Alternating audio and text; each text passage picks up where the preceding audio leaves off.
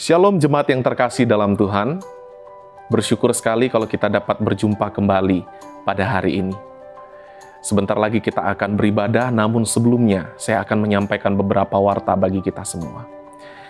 Saya akan membaca satu bagian firman Tuhan terambil dari kitab Mazmur nomor 100 ayat yang kedua sampai ayat yang ketiga. Saya akan membacakan untuk kita semua. Beribadahlah kepada Tuhan dengan sukacita, datanglah ke hadapannya dengan sorak-sorai. Ketahuilah bahwa Tuhanlah Allah, Dialah yang menjadikan kita dan punya Dialah kita. Umatnya dan kawanan domba gembalaannya. Jemaat yang terkasih, berikut saya akan menyampaikan beberapa pengumuman bagi setiap kita. Saya mengingatkan kembali dan juga mengundang jemaat untuk dapat memberikan perpuluhan bagi Tuhan.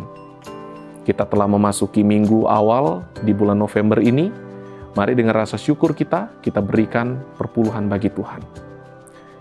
Selanjutnya, saya mengundang untuk Bapak Ibu jemaat yang terkasih untuk hadir di dalam persekutuan doa malam kita yang diadakan pada hari Kamis jam 7.15. Mari kita sama-sama datang, berdoa, dan juga diberkati melalui firman Tuhan yang akan disampaikan. Selanjutnya, saya mengajak anak-anak pemuda, kaum muda, mari kita hadir di dalam persekutuan kita pada hari Sabtu, jam 7 malam. Kita bertumbuh bersama, memahami firman Tuhan bersama, dan diberkati bersama-sama. Untuk anak-anak remaja juga, jangan lupa akan ibadah kita pada hari Minggu jam 9 pagi. Mari luangkan waktu bagi Tuhan untuk dapat beribadah bersama-sama, khusus di Komisi Remaja. Bapak Ibu jemaat yang terkasih, marilah kita datang beribadah kepada Tuhan dengan rasa hormat di hadapannya. Rasa hormat itu dapat kita tunjukkan dengan sikap kita dalam beribadah kepada Tuhan dengan berpakaian yang sopan. Sekalipun kita masih beribadah di rumah, tetapi rasa hormat kita tidak pernah berubah karena keadaan maupun tempat. Di rumah kita tetap dapat beribadah kepada Tuhan dan Tuhan hadir di dalam ibadah kita secara virtual. Dan juga marilah kita mengikuti ibadah ini dari awal sampai akhir dan jangan melakukan kegiatan atau kesibukan lainnya, tetapi kita sungguh-sungguh fokus di dalam ibadah kita. Kiranya Tuhan memberkati ibadah kita pada hari ini. Tuhan Yesus memberkati.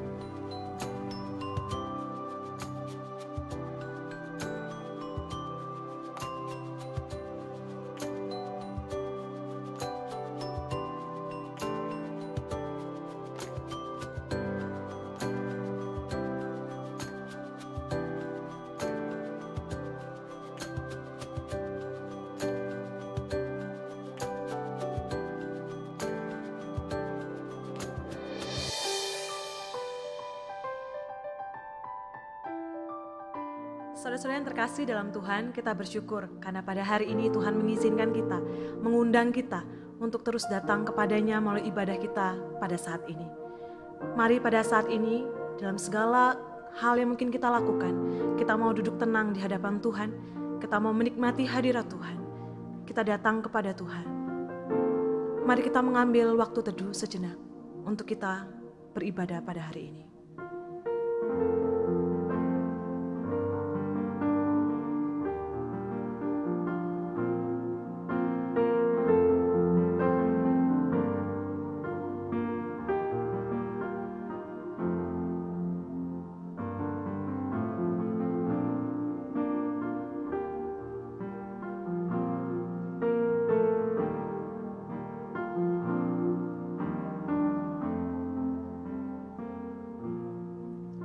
Mari kita datang pada ibadah kita dengan meyakini bahwa pertolongan kita adalah dalam nama Tuhan yang menjadikan langit dan bumi dan yang tiada pernah meninggalkan hasil ciptaan tangannya.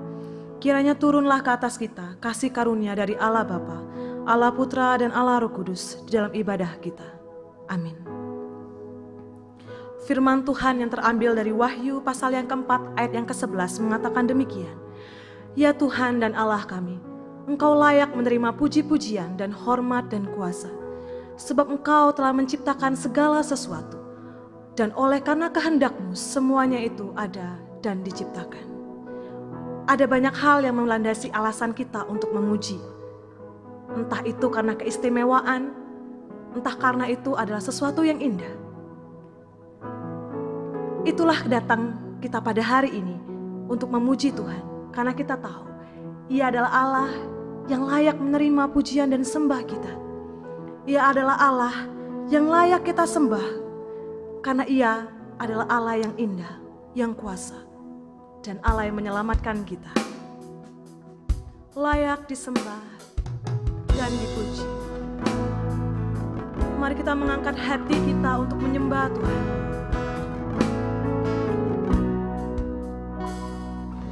Layak disembah dan dipuji, mulia dan hormat baginya. Layak terima pujian kita, layak terima persembahan kita. Kau yang layak, Bapa Pencipta, Kau yang layak, Juru Selamat, Kau yang layak, layak dan ajaib, layak untuk dipuji. Mari kita memuji Tuhan kita. Engkau satu-satunya Allah yang layak disembah dan dipuji. Layak disembah dan dipuji, mulia dan hormat baginya. Layak terima pujian kita, layak terima persembahan kita. Kau yang layak, Bapa Pencipta, Kau yang layak, Juru Selamat, Kau yang layak, layak dan ajaib, layak untuk dipuji. Kau yang layak, Kau yang layak, Bapa Pencipta, Kau yang layak, Juru Selamat, Kau yang layak, layak dan ajaib, layak untuk dipuji, layak untuk dipuji, layak untuk dipuji.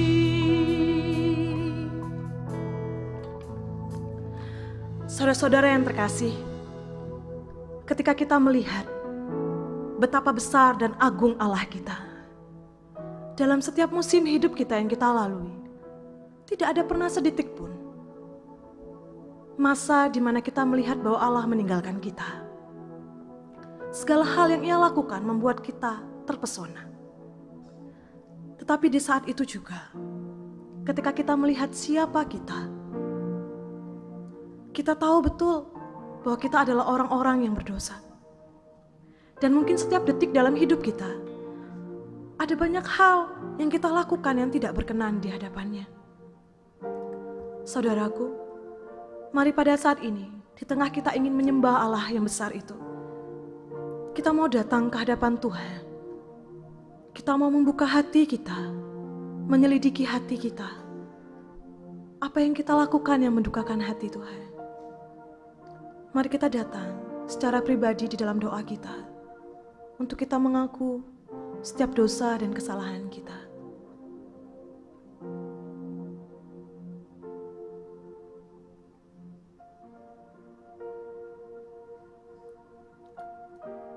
Tuhan yang baik, Allah Bapa kami yang tidak pernah meninggalkan kami.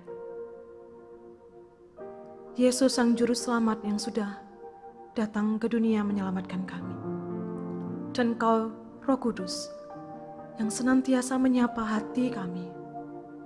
Engkau tahu Tuhan, dalam setiap perjalanan hidup kami, apa yang kami lakukan, apa yang kami katakan, dan bahkan apa yang kami pikirkan, tidak ada yang tersembunyi di hadapan-Mu. Tuhan, ampuni kami ketika kami mungkin memikirkan hal yang jahat tentang sesama kami. Ampuni kami ketika mulut kami tidak menjadi berkat bagi suami, istri, anak-anak kami, orang tua kami, atau orang-orang yang ada di sekitar kami. Ampuni tangan dan kaki kami ketika kami melakukan atau melangkah ke jalan yang salah. Tuhan, sungguh kami mohon pertolongan Tuhan, agar anugerah daripadamu sendiri yang mengampuni dan menolong kami menjalani hidup kami. Kami ingin Tuhan, hari demi hari menjadi orang yang lebih berkenan di hadapan Tuhan. Terima kasih Tuhan, terima kasih atas kebaikan-Mu, terima kasih atas kesetiaan-Mu, terima kasih atas panjang sabar-Mu, sehingga senantiasa mau mengampuni dosa dan kesalahan kami. Di dalam nama Tuhan Yesus, kami berdoa. Amin. Yesaya pasal yang pertama ayat yang ke-18 berbunyi demikian. Marilah, baiklah kita berperkara, firman Tuhan. Sekalipun dosamu merah seperti kirmizi, akan menjadi putih seperti salju. Sekalipun berwarna merah seperti kain kesumba, akan menjadi putih seperti bulu domba. Bagi setiap kita yang sudah mengaku dosa kita di hadapan Tuhan, firman Tuhan ini menyatakan kepada kita bahwa setiap kita sudah diampuni. Mari kita mau melihat ke sebelah dan kanan kiri kita. Mungkin kita ada istri, suami, atau sanak saudara kita yang lainnya. Kita mau berjabat tangan, kita mau katakan damai Kristus besertamu. Saudaraku, sebagai orang-orang yang sudah diampuni, kita juga mau melakukan firman Tuhan dalam kehidupan kita. Firman Tuhan dari Efesus pasal yang keempat, ayat yang ke-22 sampai dengan 24, yaitu bahwa kamu, berhubung dengan kehidupan kamu yang dahulu, harus meninggalkan manusia lama, yang menemui kebinasaannya oleh nafsunya yang menyesatkan, supaya kamu dibaharui di dalam roh dan pikiranmu, dan mengenakan manusia baru, yang telah diciptakan menurut kehendak Allah, di dalam kebenaran dan kekudusan yang sesungguhnya. Mari sebagai orang yang diampuni, kita juga mau melakukan firman Tuhan ini di dalam hidup kita. Saudara-saudara yang terkasih dalam Tuhan, hidup kita seperti sebuah bejana di tangan seorang penjunan. Kita adalah sebuah tanah liat yang mungkin tidak berbentuk, tetapi di tangan sang penjunan itu, dia mau membentuk hidup kita sedikit demi sedikit menjadi sebuah bejana yang mahal. Itulah kita. Kita adalah sebuah bejana yang akan dibentuk melalui firman-firman yang Tuhan sampaikan. Mari pada saat ini kita mau mempersiapkan hati, pikiran kita untuk mendengarkan firman Tuhan. Kita pujikan satu pujian, berfirmanlah Tuhan.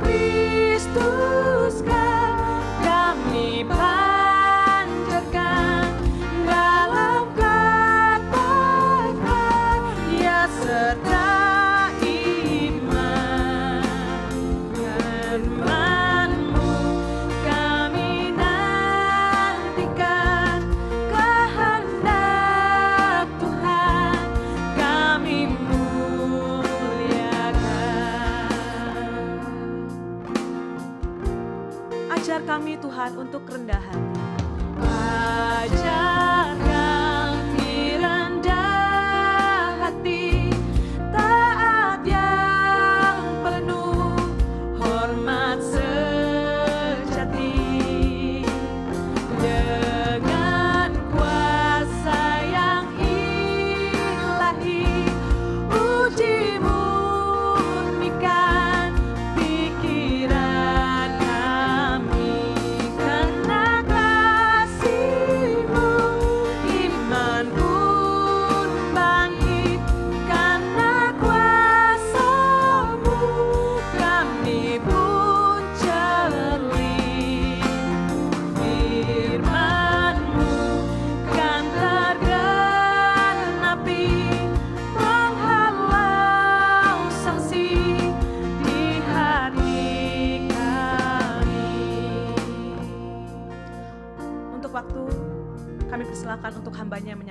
firman Tuhan.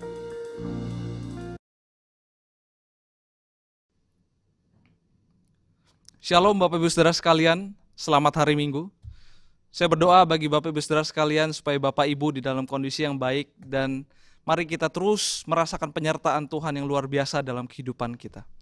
Mari kita sama-sama berdoa sebelum kita merenungkan firman Tuhan. Mari kita berdoa.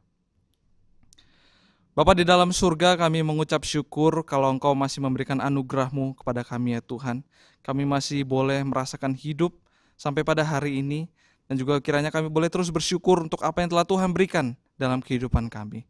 Pada saat ini kami akan sama-sama merenungkan firman Tuhan. Biarlah Engkau yang membukakan hati kami, dan biarlah firman-Mu yang boleh berkata-kata dan boleh mengubahkan kehidupan kami. Dan kiranya Engkau juga memberkati hamba-Mu yang akan menyampaikan firman Tuhan, dan biarlah firman Tuhan sendiri yang berkata-kata pada hari ini. Terima kasih. Dalam nama Tuhan Yesus Kristus kami sudah berdoa. Amin. Nah, mari Bapak Ibu Saudara sekalian, kita membuka Alkitab kita di dalam Roma pasal yang ke-12 ayat 1 sampai 2. Kita membuka Alkitab kita di Roma pasal 12 ayat yang pertama sampai yang kedua. Saya akan membacakannya bagi Bapak Ibu Saudara sekalian. Roma 12 ayat 1 sampai 2. Persembahan yang benar. Karena itu saudara-saudara, demi kemurahan Allah, aku menasihatkan kamu supaya kamu mempersembahkan tubuhmu sebagai persembahan yang hidup, yang kudus dan yang berkenan kepada Allah. Itu adalah ibadahmu yang sejati. Janganlah kamu menjadi serupa dengan dunia ini, tetapi berubahlah oleh pembaharuan budimu, sehingga kamu dapat membedakan manakah kehendak Allah, apa yang baik, yang berkenan kepada Allah, dan yang sempurna. Ya, sedemikian jauh pembacaan firman Tuhan kita pada hari ini. Berbahagialah orang yang membaca, merenungkan, dan juga yang melakukan firman Tuhan di dalam kehidupan sehari-hari. Bapak Ibu Saudara sekalian, kemarin ya 31 Oktober adalah hari reformasi sedunia, Bapak Ibu. Dan ketika ngomong soal reformasi, pasti nama Martin Luther itu akan muncul ya di dalam pikiran kita, ya di dalam orang-orang yang mungkin memposting soal reformasi, membawakan seminar-seminar soal reformasi. Martin Luther itu pasti akan disebut, Bapak Ibu. Dan kita juga tahu kisah Martin Luther yang menempelkan 95 tesis atau 95 dalil ya di Wittenberg. Dan sebenarnya apa yang dia sanggah, Bapak Ibu Saudara sekalian, dengan tesis yang dia tempelkan di Wittenberg itu? Apa yang dia sanggah? Nah, Bapak Ibu Saudara sekalian, pada waktu itu Martin Luther melihat bahwa praktik gereja Katolik itu kacau, Bapak Ibu Saudara sekalian.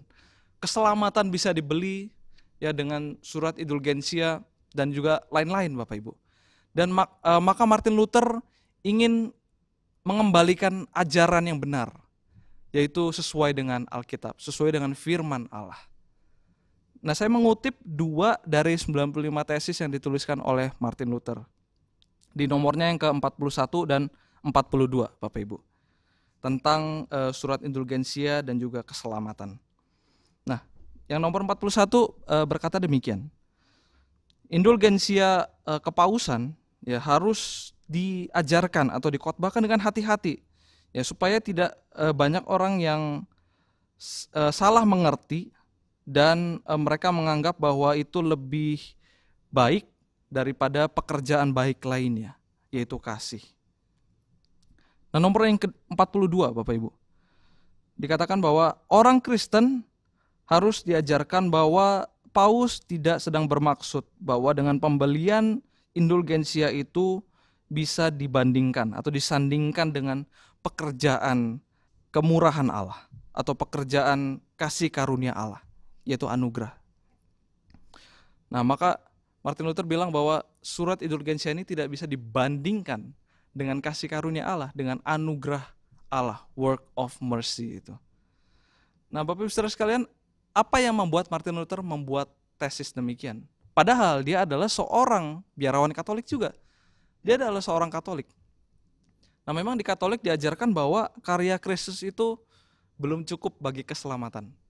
Maka perlu ada ekaristi, perlu ada seperti surat indulgensia ini, Bapak Ibu. Nah, apa yang membuat Martin Luther berubah? Nah, mari kita flashback kehidupan Martin Luther ketika waktu itu dia berusia 21 tahun, Bapak Ibu. Jadi, pada waktu itu, ya Martin Luther mengunjungi orang tuanya. Dan kemudian setelah mengunjungi orang tuanya, dia mau kembali ke tempat dia berkuliah di Erfurt. Jadi dia kembali setelah mengunjungi orang tuanya ke tempat kuliahnya di Erfurt.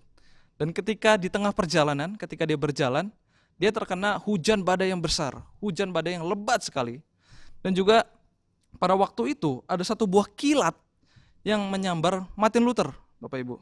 Dan membuat Martin Luther itu sangat ketakutan. Dan seorang penulis, ya, Roland Bainton, dalam bukunya Here I Stand menuliskan ketakutan Luther itu demikian, Bapak Ibu. Ada Allah yang sangat mengerikan, Kristus yang tidak bisa terhindarkan, dan semua iblis itu keluar dari kolam tempat persembunyian mereka. Dan kayu-kayu dengan tawa histerisnya yang tajam itu menangkap ketakutan atau keterkejutan si rambut keriting ini, yaitu si Martin Luther, Bapak Ibu Saudara sekalian. Ini penggambaran ketakutan Martin Luther yang imajinatif menurut saya, Roland Bainton ini. Dan kita harus ingat bahwa Martin Luther itu hidup di zaman late medieval atau zaman abad pertengahan agak akhir, Bapak Ibu. Dan di mana wajar bagi orang-orang pada zaman itu untuk berpikir hal-hal yang mistis, Bapak Ibu, tentang setan, tentang Tuhan gitu ya. Dan seketika itu, karena ketakutan Luther yang begitu luar biasa, dia meminta tolong kepada Santa Ana. Dia berteriak, Santa Ana, tolong saya, tolong saya. Saya mau menjadi seorang biarawan. Karena petir yang menyambar itu, Luther berjanji menjadi seorang biarawan. Dia meminta tolong kepada Santa Ana, yang adalah seorang patron, ya, seorang pelindung bagi orang-orang tambang, yang juga adalah ayahnya Martin Luther, Hans Luther, ya. Dan dia berjanji kepada Santa Ana, saya mau menjadi seorang biarawan. Karena Luther merasa petir itu adalah panggilan dari surga yang harus dia taati. Nah, akhirnya dia menjadi seorang biarawan Katolik. Nah, ketika menjadi biarawan, Bapak Ibu, Martin Luther terus bergumul dengan keselamatan dia. Dia merasa orang yang paling berdosa. Dia bahkan bertanya apakah saya diselamatkan atau tidak. Dan kita tahu tradisi Katolik ada yang namanya pengampunan dosa. Dan Roland Bainton di dalam bukunya yang saya baca juga menuliskan demikian soal Martin Luther. He confessed frequently. Ya. Martin Luther itu mengaku dosa itu sering, bahkan tiap hari. Dan sekali mengaku dosa itu bisa menghabiskan waktu 6 jam, Bapak Ibu. Nah, maka Bapak Ibu Saudara sekalian, seharusnya kan logis ya, dengan melihat pergumulan Luther mengenai keselamatan dia, logis apabila Martin Luther itu menyetujui surat indulgensia ini, surat penghapusan dosa. Karena dia bertanya-tanya soal keselamatan dia. Nah, tetapi apa yang membuat Luther dapat berkata bahwa enggak, surat indulgensia itu jangan disandingkan dengan anugerah Allah. Anugerah Allah itulah yang menyelamatkan. Nah, apa yang membuat Martin Luther berkata demikian? Nah, jawabannya adalah dikatakan sendiri oleh Luther, yang menjadi kalimat yang sangat terkenal ketika dia berada di Diet Worms, ya, di 1521, di mana dia berhadapan dengan petinggi-petinggi dan dia harus mempertahankan tulisannya atau dalilnya itu. Dia berkata demikian, My conscience is captive to the word of God. My conscience is captive to the word of God. Hati nurani saya telah tertawan oleh firman Tuhan. Di dalam pergumulannya sebagai biarawan Katolik, Luther diubahkan oleh firman Tuhan itu, oleh kebenaran Injil Kristus itu. Luther dapat melihat bahwa kasih karunia Allah lah yang menyelamatkan saya. Kasih karunia Allah melalui Yesus Kristus itulah yang menyelamatkan saya. Bukan perbuatan ini, bukan perbuatan itu.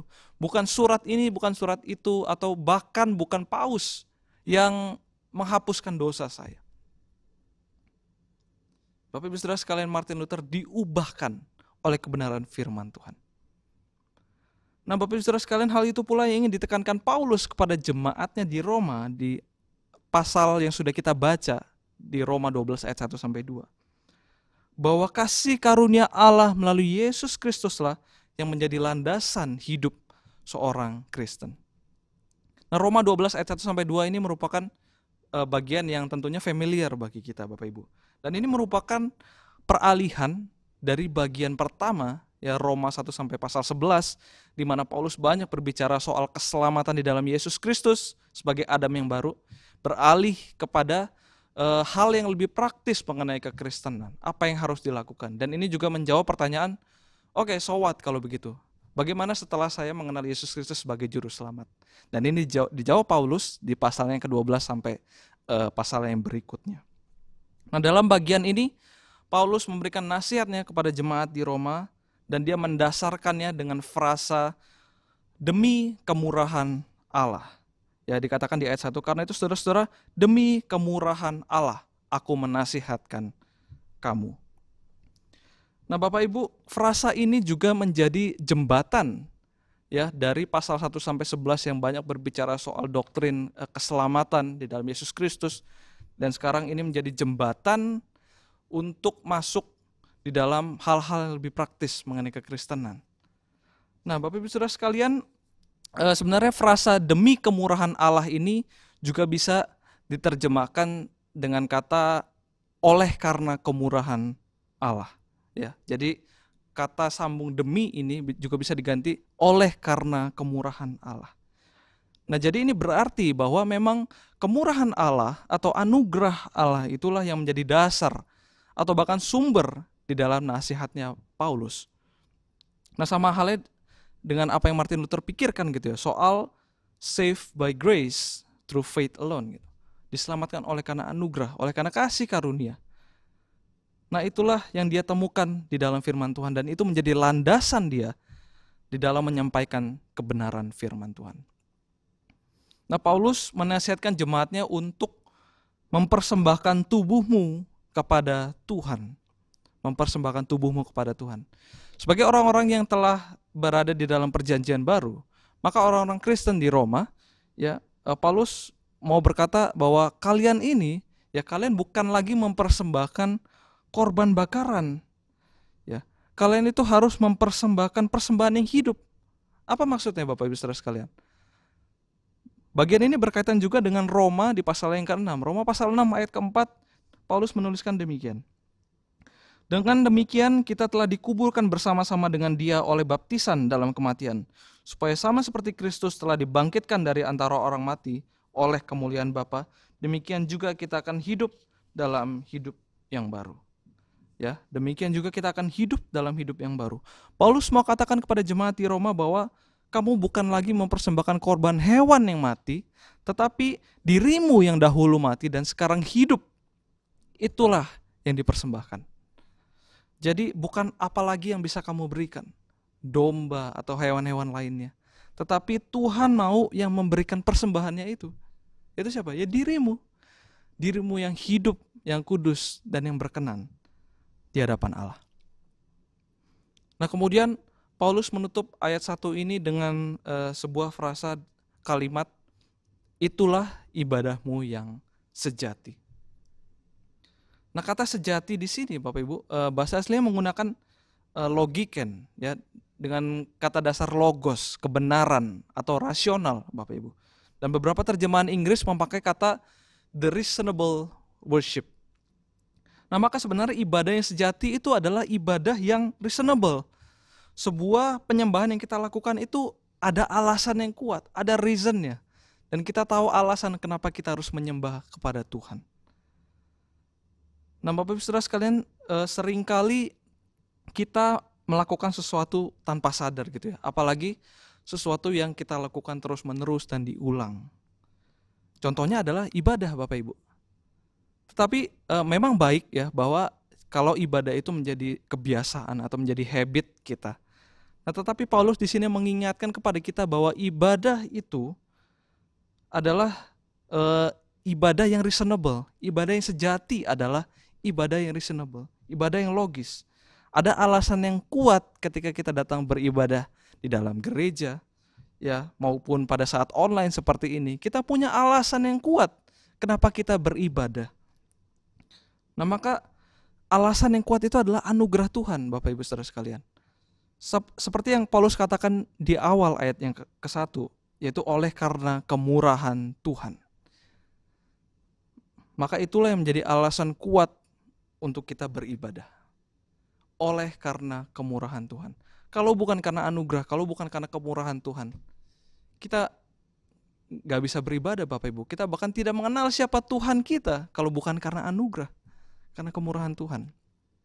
Douglas Moo menuliskan di dalam tulisannya, dalam komentarnya, we offer ourselves not ignorantly, ya, like animals brought to slaughter, but intelligently and willingly. Ya.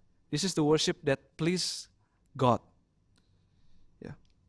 Kita mempersembahkan diri kita, tubuh kita, bukan secara tidak sadar Bapak Ibu, seperti hewan yang mau dibawa ke pembantaian. Tetapi kita datang dengan sadar, ya, dengan berkeinginan, maka inilah ibadah yang berkenan kepada Allah. Nah Bapak Ibu Saudara sekalian, ketika berbicara soal ibadah, soal worship, ada dua arti yang bisa kita mengerti dan ini saling berkaitan Bapak Ibu. Yang pertama adalah ibadah yang berarti adalah cara hidup seseorang. Ya, ibadah yang berarti cara hidup seseorang. Sebuah esai yang dituliskan oleh Ernst Käsemann memiliki judul Worship in Everyday Life. Ya, ibadah di dalam kehidupan kita sehari-hari. Dan juga banyak teolog-teolog dan filsuf-filsuf sekarang yang menekankan soal ibadah di dalam keseharian kita. Contohnya seperti James Smith, ya, James K.E. Smith, yang bahkan dia membuat sebuah pernyataan bahwa manusia adalah makhluk liturgikal. Manusia adalah makhluk yang menyembah dan kita melakukan liturgi, melakukan ritual di dalam kehidupan kita sehari-hari. Bahkan menarik di bukunya dia ada mengamati bagaimana mall itu, ya, shopping mall itu juga memiliki liturgi. Ya, banyak liturgi-liturgi sekuler yang bertebaran di dunia kita. Nah, maka Paulus di sini dia menggunakan kata tubuh untuk menggambarkan apa yang harus kita berikan bagi Tuhan. Karena kata tubuh ini itu menggambarkan sesuatu yang terkandung di dalam diri kita Bapak Ibu. Karena kita adalah manusia yang diciptakan memiliki tubuh, kita memiliki fisik, dan kita hidup di dunia materi. Kita hidup di dunia fisik. Kita bukan hidup di dunia roh Bapak Ibu.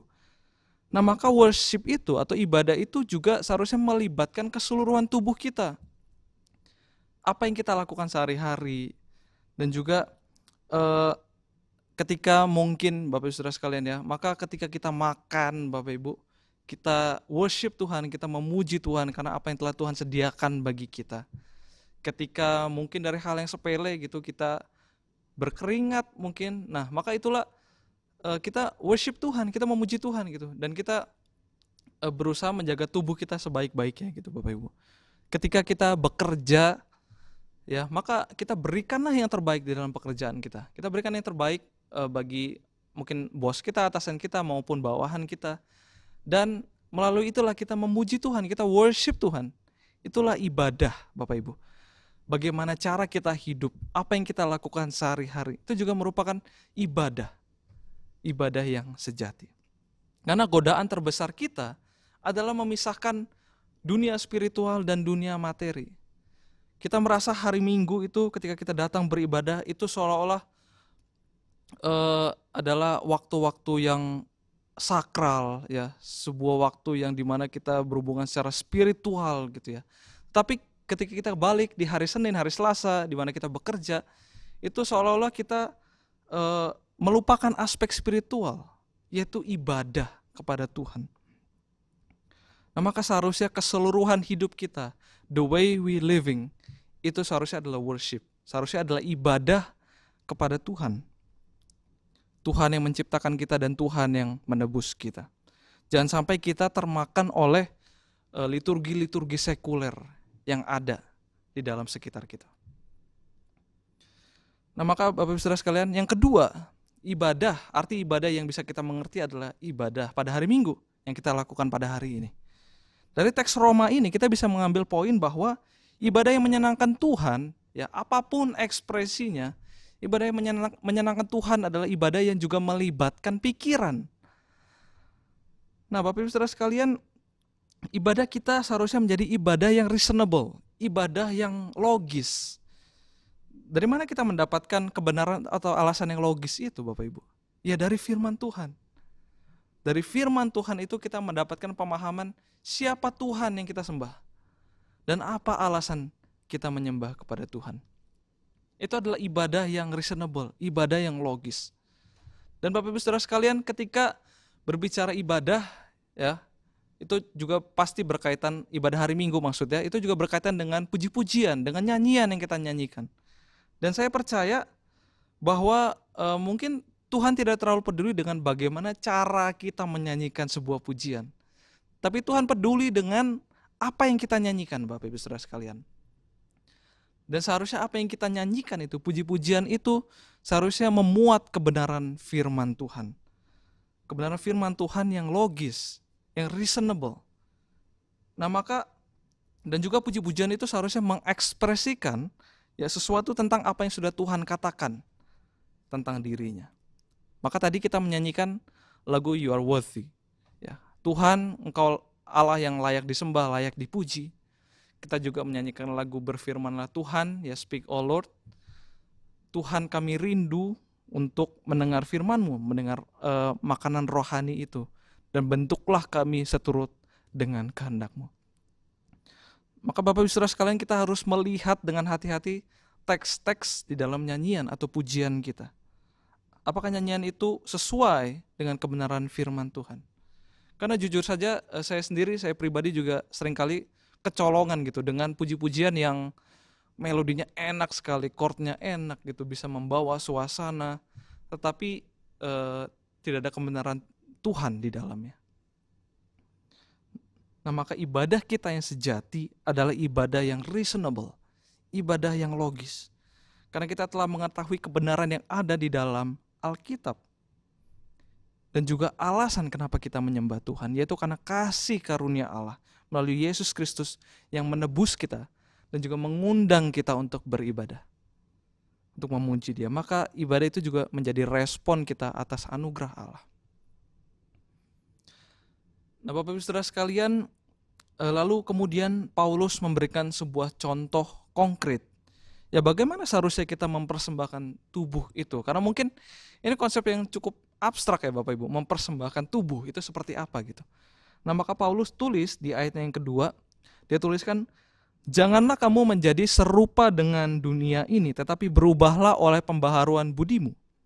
Nah ayat 2 merupakan salah satu cara ya bagaimana kita mempersembahkan tubuh sebagai persembahan yang hidup. Paulus katakan jangan menjadi serupa dengan dunia. Nah ada apa dengan dunia Bapak Ibu? Nah kalau di Galatia 1 ayat 4 ya Paulus juga menuliskan bahwa dunia sekarang adalah dunia yang jahat. Yang ingin Paulus katakan adalah bahwa ketika seseorang atau kita percaya kepada Yesus Kristus, kita menjadi orang percaya, maka memang kita akan ditransfer ke dalam ke sebuah era yang baru Bapak Ibu. Era yang dimana dosa itu tidak lagi berkuasa atas orang-orang percaya. Nah tetapi jangan lupa bahwa era yang lama itu masih ada bersama-sama dengan kita. Kita masih hidup di dunia yang dipengaruhi oleh dosa. Ya, cara berpikir, cara bertindak, itu semua dipengaruhi, bahkan mungkin didominasi oleh dosa. Nah Bapak Ibu Saudara sekalian, saya yakin Bapak Ibu mengenal Universitas Harvard Bapak Ibu. Ini universitas yang top sekali ya gitu ya. Dan mungkin merupakan universitas nomor 1 di Amerika. Walaupun mungkin di beberapa website yang saya cari, yang saya teliti, terkadang ditaruh mungkin di nomor 2, ya nomor 3 terbaik di Amerika, bersaing dengan Stanford, bersaing dengan MIT gitu. Tapi secara umum kita tahu bahwa ini university yang top tier ini ya. Dan juga alumni-alumninya udah jangan ditanya lagi gitu ya. Beberapa presiden Amerika gitu yang saya tahu juga alumni Harvard, John F. Kennedy, Franklin Roosevelt, Obama, dan juga beberapa orang terkenal seperti Bill Gates, Bapak Ibu, dan juga Mark Zuckerberg pernah berkuliah tapi nggak lulus, dan juga ada seorang komposer, konduktor terkenal Leonard Bernstein, kalau Bapak Ibu tahu, itu adalah alumni Harvard. Ya, ini alumni universitas yang menghasilkan alumni yang top tier ini. Nah, universitas ini mengambil nama Harvard ya dari seorang pendeta bernama John Harvard. seorang pendeta Puritan bernama John Harvard. Dan kalau Bapak Ibu Saudara sekalian lihat di gambar yang saya berikan, ya, ada patung John Harvard gitu. Dan sampai sekarang patung ini masih ada di area kampus Harvard. Dan Bapak Ibu Saudara sekalian, kampus ini dibangun tahun 1636 dengan tujuan dikatakan untuk mengedukasi hamba-hamba Tuhan, para pelayan Tuhan, pendeta. Ya, jadi kampus ini dibangun dengan tradisi kekristenan Puritan dengan tujuan untuk membentuk para hamba-hamba Tuhan. Dan kampus ini punya moto yang tertulis di logo awalnya, Bapak Ibu.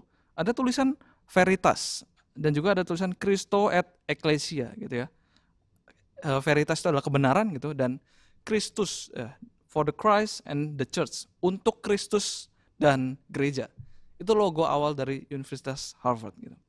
Bahkan di tahun-tahun awal ya, setengah dari lulusan Harvard itu menjadi pelayan Tuhan, menjadi hamba-hamba Tuhan. Dan juga bahkan 10 dari 12 presiden atau rektor pertama dari Harvard itu pendeta, hamba-hamba Tuhan. Dan bahkan mereka juga mahasiswanya diajarkan teologi sistematik, Bapak Ibu. Sebenarnya ini udah mirip-mirip kayak seminar ya atau sekolah teologi, Bapak Ibu.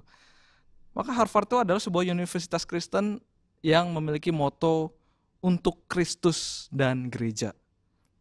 Bapak Ibu juga kalau perhatikan patung ya, gambar patung John Harvard ini ya, ada sebuah buku yang dipangku ya di pahanya itu. Dan buku itu adalah Alkitab, Bapak Ibu Saudara sekalian, firman Allah. Dan juga di bawah kursinya itu juga ada tumpukan-tumpukan buku lainnya. Dan yang mungkin itu buku-buku pengetahuan lain ya, buku pengetahuan umum, sains dan sebagainya, Bapak Ibu. Nah, ini mengartikan apa? Bahwa John Harvard sendiri menaruh Alkitab, firman Allah sebagai otoritas utamanya dia, di samping buku-buku pengetahuan lainnya. Nah, tetapi mulai pada tahun 1701, moto dari universitas ini mulai bergeser sedikit demi sedikit. Mulai dari pergantian rektornya, yang tadinya rektornya banyak hamba Tuhan, pendeta, sekarang rektornya non-hamba Tuhan, Bapak Ibu. Rektor non-hamba Tuhan pertama yaitu John Leverett. Dan kampus Harvard tahun demi tahun ya, mereka mulai bergumul juga dengan ajaran-ajaran liberalisme, Bapak Ibu. Dan sampai sekarang ya, di berita Washington Post juga yang saya berikan itu menuliskan bahwa there are more atheists and agnostic entering Harvard than Protestant and Catholics. Lebih banyak orang ateis dan orang agnostik yang masuk di Harvard dibandingkan orang-orang Kristen Protestan dan Katolik. Nah, Bapak Ibu Saudara sekalian, Harvard University yang tadinya dibangun ya oleh tokoh-tokoh Puritan dengan moto for Christ and for the Church ya, untuk Kristus dan gereja, sekarang menjadi universitas yang memiliki mahasiswa ateis ya, dengan mayoritas mahasiswa ateis, Bapak Ibu Saudara sekalian. Di tahun 2015 itu. Saya tidak tahu di tahun sekarang, Bapak Ibu. Dan bahkan ada sempat terjadi perkumpulan satanik, Bapak Ibu, di universitas ini. Dan logonya pun sudah berubah. Yang tadinya ada tulisan Christo ya dan Ecclesia, ada tulisan Kristus dan gerejanya, itu dihapuskan. Walaupun masih ada tulisan Veritas, kebenaran di dalam. Nah, Bapak Ibu, maka tidak heran Rasul Paulus menasihatkan jemaat di Roma dan juga kita semua pada saat ini ya, untuk tidak serupa dengan dunia ini, tetapi berubahlah oleh pembaharuan budimu. Nah, berubah di sini memakai kata metamorpho, be transformed by renewing our mind. Kita dapat melihat bahwa subjek di sini sama seperti di ayat pertama, yaitu tentang pikiran, ya, tentang pikiran, Bapak Ibu. Maka kita juga perlu untuk merubah cara kita berpikir. Nah, maka itu akan merubah juga cara kita hidup. Merubah adalah sebuah proses, Bapak Ibu. Perubahan itu tidak terjadi instan. Maka kenapa Paulus mengingatkan jemaat di Roma untuk berubah pembaharuan budinya? Karena ketika kita menjadi orang percaya, itu tidak otomatis kita berubah gitu. Dan dibutuhkan proses pengulangan terus-menerus ya. Tetapi kita harus tahu juga apa yang kita ulang gitu. Jangan sampai kita melakukan repetisi terhadap sesuatu yang salah, Bapak Ibu. Menjadi Kristen puluhan tahun, menjadi majelis atau pengurus, bahkan menjadi hamba Tuhan sekalipun Bapak Ibu, itu tidak membuat kita berhenti untuk terus-menerus berubah, terus-menerus diubahkan. Maka Bapak Ibu Saudara sekalian, firman Tuhanlah atau Alkitab lah yang seharusnya menjadi kunci dalam proses perubahan ini, dalam proses metamorfosis ini. Alkitab yang berpusat kepada karya keselamatan Yesus Kristus inilah yang harus terus-menerus diulang, dibaca, dipahami terus-menerus Bapak Ibu. Sehingga itu boleh membaharui pikiran kita. Kita harus melakukannya terus-menerus sampai nantinya kedatangan Yesus yang kedua kali Bapak Ibu. Dituliskan dalam kitab 1 Tesalonika juga oleh Paulus. Kita itu dikatakan terpelihara sempurna dan tidak bercacat di hadapannya. Maka disitulah baru proses perubahan itu akan berhenti. Maka Bapak Ibu Saudara sekalian, adakah firman Tuhan itu menjadi kunci di dalam diri kita? Dalam proses metamorfosis kita, dalam proses pembaharuan kita. Nah maka biarlah firman Tuhan yang boleh terus mentransformasi pikiran kita. Soli Deo Gloria. Amin. Mari kita berdoa. Bapa kami di dalam surga, kami sungguh mengucap syukur bahwa ada firman Tuhan yang menjadi landasan di dalam kehidupan kami. Ada firman Tuhan yang boleh mengubahkan cara berpikir kami. Dan juga ada firman Tuhan yang boleh kami pakai sebagai landasan di dalam kehidupan kami untuk melawan pemahaman-pemahaman sekuler yang ada di sekitar kami ya Tuhan. Dan biarlah kebenaran firman-Mu ini yang berpusat kepada Yesus Kristus, Juru Selamat yang boleh menebus kami. Firman Tuhan inilah yang terus menjadi landasan bagi kami Tuhan. Dalam kami melakukan apa yang kami lakukan di dalam kehidupan kami sehari-hari, biarlah firman Tuhan yang boleh menjadi landasan bagi hidup kami. Terima kasih Tuhan, dalam nama Tuhan Yesus Kristus kami sudah berdoa. Amin.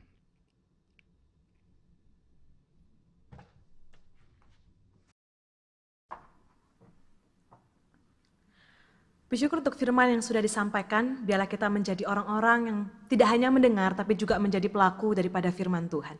Saya mengundang setiap kita untuk bangkit berdiri, kita mau mengaku iman kita sesuai dengan pengakuan iman rasuli yang berbunyi demikian.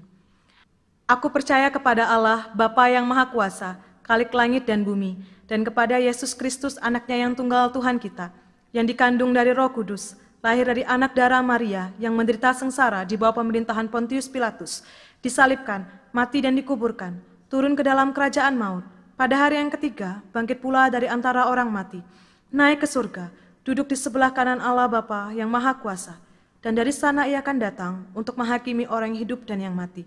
Aku percaya kepada Roh Kudus, gereja yang kudus dan am, persekutuan orang kudus, pengampunan dosa, kebangkitan tubuh, dan hidup yang kekal.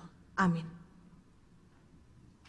Saudara-saudara yang terkasih, malah kita juga menjadi respon pada firman Tuhan pada hari ini. Kita mau menjadi bejana-bejana yang siap dibentuk oleh Sang Penjunan kita. Kita akan pujikan, penuhkanlah bejanaku. Kita juga akan memberikan persembahan yang dapat kita berikan melalui rekening gereja kita.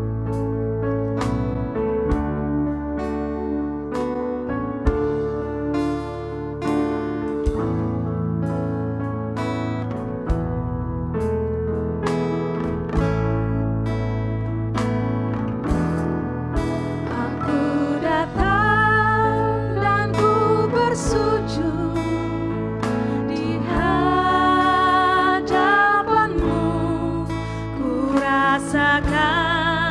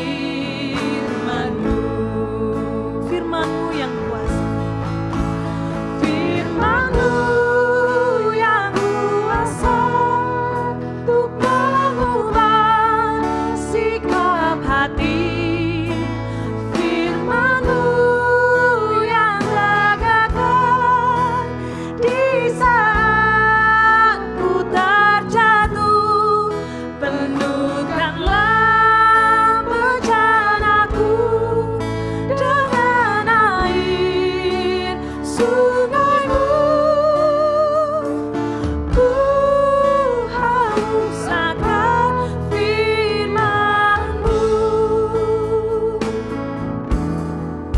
Aku datang dan ku bersujud di hadapan-Mu. Ku rasakan indah hadirat-Mu. Telah ku buka mata hatiku dan seluruh jiwaku untuk ku nikmati firman-Mu. Oh, firman-Mu yang kuasa untuk mengubah sikap hati. Firman-Mu yang tegakkan di saat ku terjatuh. Penuhkanlah bencanaku dengan air sungai-Mu. Ku haus akan firman-Mu, firman-Mu yang kuasa. Oh, firman-Mu yang kuasa untuk mengubah sikap hati. Firman-Mu yang tegakkan di saat ku terjatuh. Penuhkanlah bencanaku dengan air sungai-Mu. Ku haus akan firman-Mu.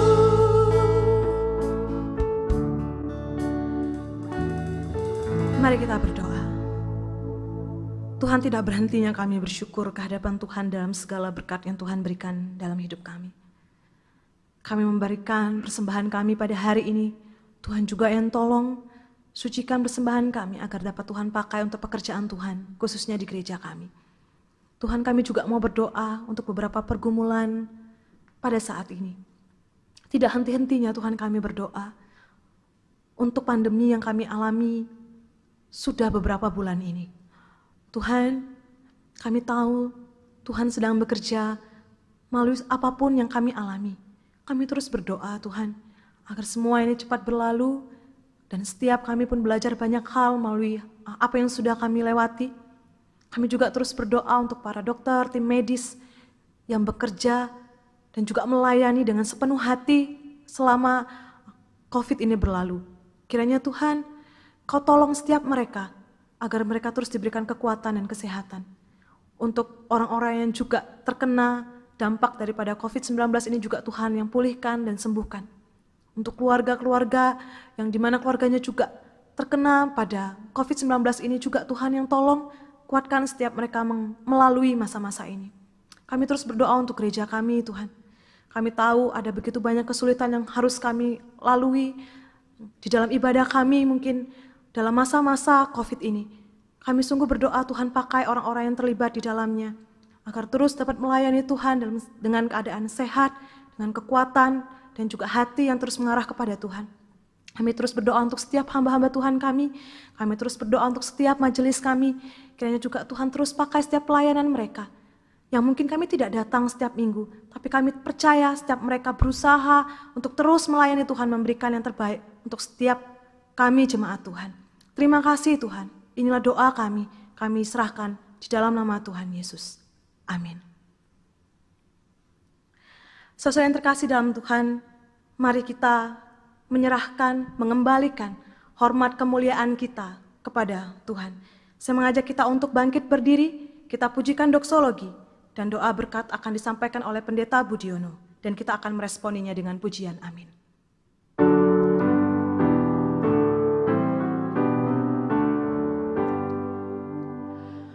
Puji Allah Bapa Putra, puji Allah Roh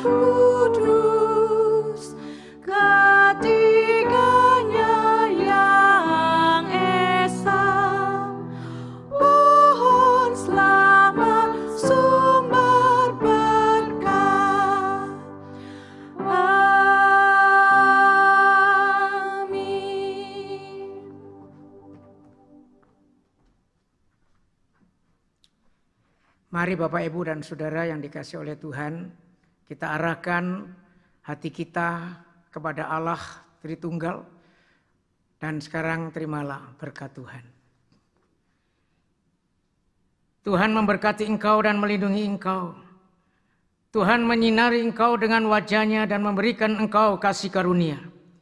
Tuhan menghadapkan wajah-Nya kepadamu dan memberikan engkau damai sejahtera. Amin. Amin. Amin.